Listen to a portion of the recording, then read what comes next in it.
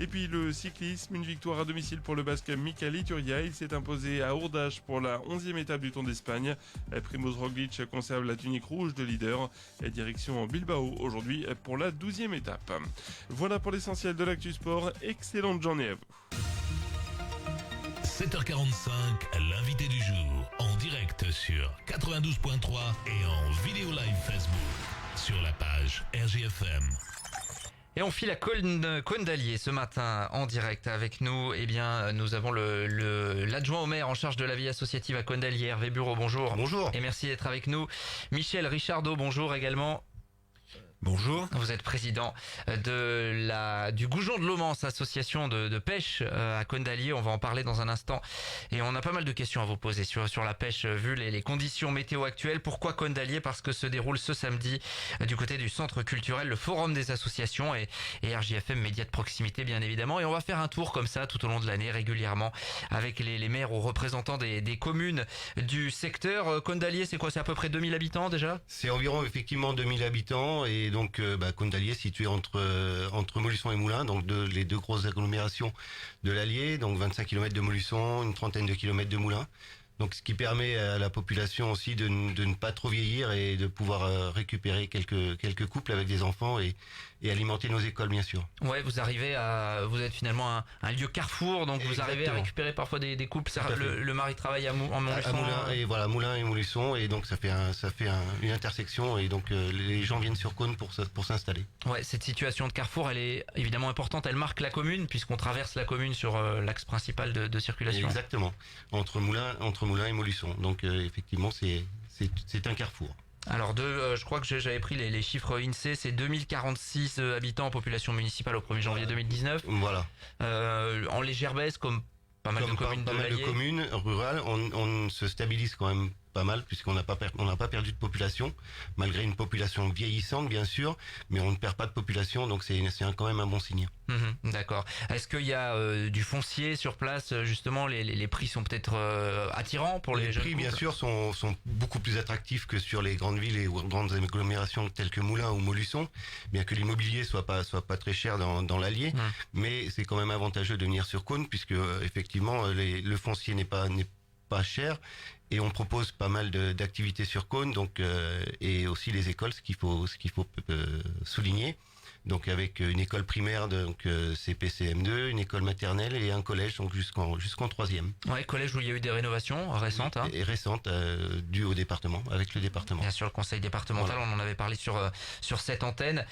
C'est un plus également d'avoir un collège, on le sait pas forcément, collège en milieu rural, on peut le dire. Exactement. Et en plus, donc on est autonome donc jusqu'en 3e et on a un transport scolaire après qui nous permet d'aller et sur Molusson et sur Moulins pour le lycée. Pour les lycéens. Donc voilà pour cette commune de Cône d'Allier en termes d'activité économique marquée évidemment par les paysages agricoles de bocage autour. Oui, beaucoup d'agriculture bien sûr, mais aussi une activité économique industrielle avec quelques industries telles que les scieries ou de l'industrie plasturgique qui permet de l'emploi bien sûr sur place, pas énormément mais une partie de l'emploi cônois. Une activité économique commerciale qui est importante puisqu'avec une rue commerciale qu'on essaye de préserver, ce qui est de plus en plus dur dans nos bourgs ruraux. Ouais. Avec une activité d'association des commerçants qui est aussi active, qui a fait cette année le début août une braderie et qui a très bien fonctionné en collaboration avec le comité des fêtes. Ouais, c'est compliqué de conserver du dynamisme commercial, on le sait pour ces bourgs où il y a du passage régulièrement, mais est-ce que les gens s'arrêtent? Les gens s'arrêtent puisque il n'y a pas de déviation de Cône d'Allier, donc les gens sont obligés de passer par Cône d'Allier. Passent par Cône d'Allier et voient une activité commerciale surtout les samedis, surtout le week-end bien sûr, et les matins où c'est plus actif. Donc les gens s'arrêtent pour boire un café, discuter, aller en boulangerie. Tous les commerces sont représentés sur Cône. Avec un cadre agréable également avec Lomance, évidemment. Lomance et l'Œil. Et l'Œil. On est au carrefour de ces deux rivières, qui nous permet déjà des fois de ne pas avoir d'orage. Michel nous en parlera. Nos anciens disaient que les rivières coupaient les orages et c'est effectivement le cas. D'accord. On n'arrive pas à avoir d'eau souvent. Bon, on va en parler dans un instant, hein, justement. Donc Cône d'Allier et sa vie associative, avec donc ce forum des associations samedi, centre culturel de Cône d'Allier. Je vous donne les horaires 10-18 heures pour découvrir un petit peu tout ce qui se fait sur la commune.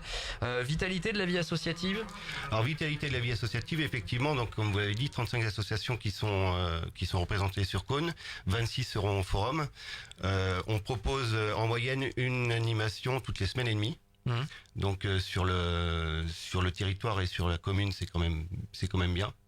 Avec bien sûr plusieurs animations autour de la culture, avec notre théâtre, avec le Petit Bastringue, Bien sûr. mais aussi la MJC, mais des lotos, des concours de belote animés par les comités des fêtes et les diverses associations. Ouais.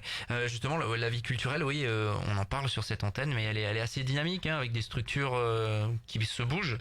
Avec la MJC qui est en premier lieu, donc ils ont un local qui me permet aussi avec un studio d'enregistrement. Et donc on a quelques groupes qui viennent enregistrer, dont notre groupe local les Balageaux sur Cône d'Allier.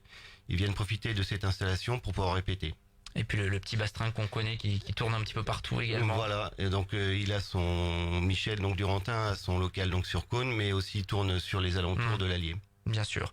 Et puis il y a des partenariats qui se mettent en place. Hein. La MJC de Cône, me semble-t-il, avait fait des partenariats avec le 109, par exemple, ces dernières années. Il y a des choses qui marchent bien, avec des beaux concerts qui ont eu lieu sur place. Ce forum, il n'a pas lieu tous les ans. Hein. Non, il n'a pas lieu tous les ans. Il a lieu tous les 3 ans. Le dernier était donc en 2016.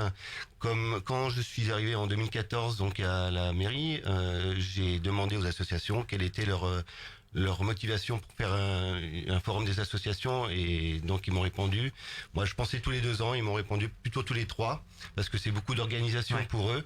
Ils font déjà vivre le bourg rural de Cône, et donc c'est quand même beaucoup de préparation pour un forum. Alors qu'est-ce qui va se passer sur ce forum hormis les différents stands? Le but c'est évidemment là en cette rentrée de présenter l'activité de ces différentes associations, ramener des adhérents aussi. Et ramener des adhérents, alors bien sûr avec toutes les associations qui sont présentes, donc les 26. Une animation principale qui va avoir lieu aussi par les pompiers, donc ils vont faire une démonstration avec l'ouverture de leur caserne toute la journée. Plusieurs démonstrations de Zumba, de yoga, une présentation d'athlétisme à l'extérieur aussi qui aura lieu. Et puis bien sûr, Michel nous en parlera tout à l'heure, mais il aura donc un simulateur de pêche, comme on avait il y a 3 ans, et donc c'est quelque chose qui fonctionne bien, et il y a 3 ans, il avait eu un grand succès. Alors justement, Michel Richard, vous êtes avec nous également ce matin. La pêche, c'est quelque chose d'important à Cône. Quand on a l'œil et l'Aumance qui traversent, forcément, on est obligé d'être un peu pêcheur, quoi. Oui, c'est important. On est dans une région où on a une belle nature.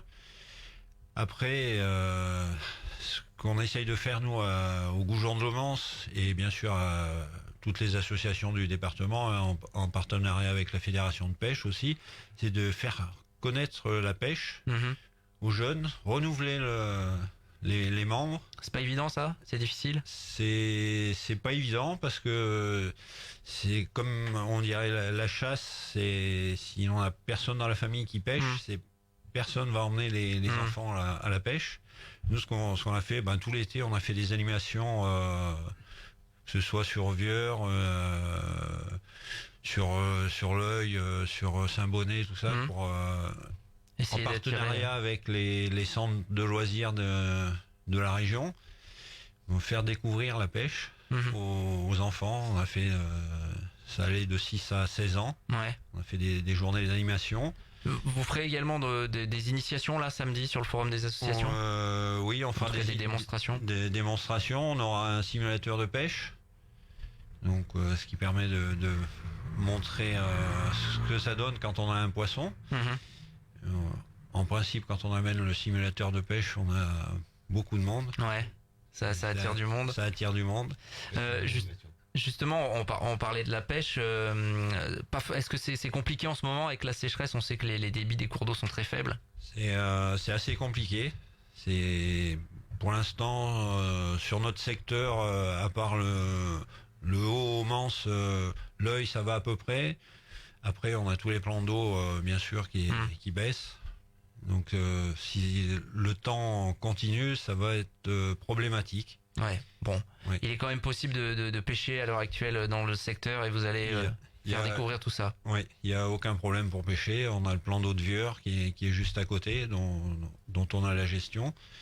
Il n'y a aucun gestion cette année. Ouais. Et on a aucun problème pour pêcher.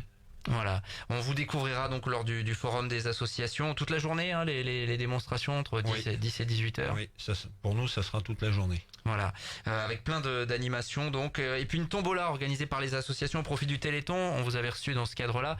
Le Téléthon, c'est vrai que ça bouge pas mal à Cône d'Allier. Voilà, donc c'est une animation qu'on a lancée donc l'année dernière dans son titre sportif, on va dire.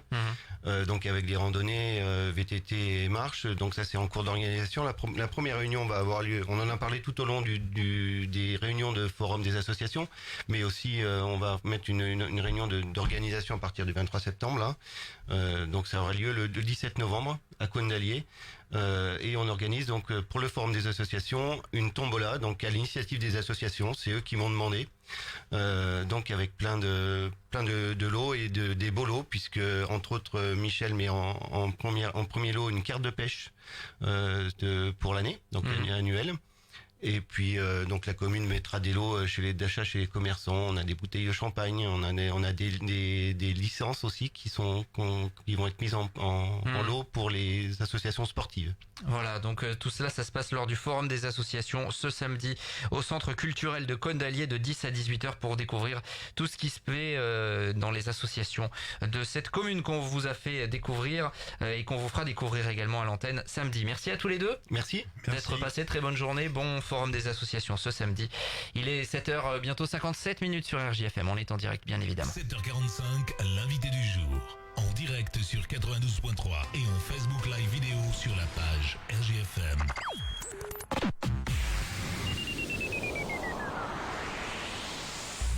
Élise Avenue, votre réseau national d'agences immobilières présent en Auvergne à Montluçon, Culan, Saint-Éloi-les-Mines, Saint-Pourçain et Évaux-les-Bains. Actuellement. Deméra, domaine de l'étang, beau pavillon restant avec une magnifique pièce de vie de 70 mètres carrés, 3 chambres dont une de plein pied, parcelle de terrain de 600 mètres carrés. Retrouvez plus de 300 biens en vente et location sur le site eliseavenue.com et sur notre page Facebook. Élise Avenue, une autre façon de voir l'immobilier. Journée terminée, il est temps de rentrer à la maison. Ou pas. 19h, 21h, l'Afterwork RJFM. L'Afterwork RJFM, 19h, 21h, du lundi au vendredi.